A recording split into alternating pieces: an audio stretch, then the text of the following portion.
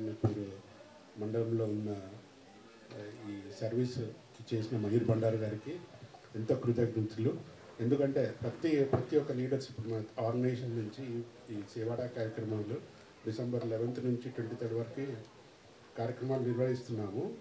So మొన్న రీసెంట్గా medical camp government girls high స్కూల్లో మెడికల్ క్యాంప్ పెట్టాము. అలానే టీఆర్లో కొన్ని ఇన్నోవేషన్ కొత్త స్టూడెంట్స్ కోసము ఎలా అనేది అవేర్నెస్, కొత్త ఇన్నోవేషన్ టెక్నాలజీ గురించి అవేర్నెస్. అలానే నిన్న ఇంకో గ్రామంలో ఇక్కడనే నల్గొండలో బ్లాంకెట్ డిస్ట్రిబ్యూషన్ టెంపుల్ కొత్త కట్టించిన దాన్ని చేశాము. ఈరోజు ఇక్కడికి వచ్చాము. సో మయూర్ బండారు గారు ఈ డిజిటల్ క్లాస్ రూమ్స్ అనే కాన్సెప్ట్ని అమెరికాలో మా పిల్లలకి మేము చూస్తున్నాం అనమాట.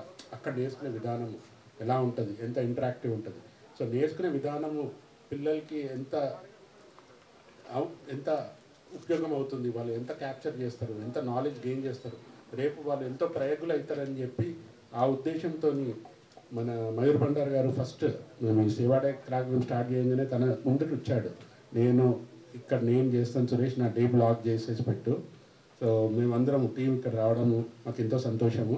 సో ఇక్కడ ఇంతమంది ప్రజలు అంత లీడర్షిప్ని మా ఎంపీటీసీలు అందరి పేర్లు తెలియదు కానీ but thankful to all the DO గారు, సర్పంచ్ గారు, ఇక్కడ ఎంపీటీసీ ప్రెసిడెంట్, ఎంపీటీసీ మెంబర్, మళ్ళీ జెడ్పీటీసీ అండ్ ఆల్సో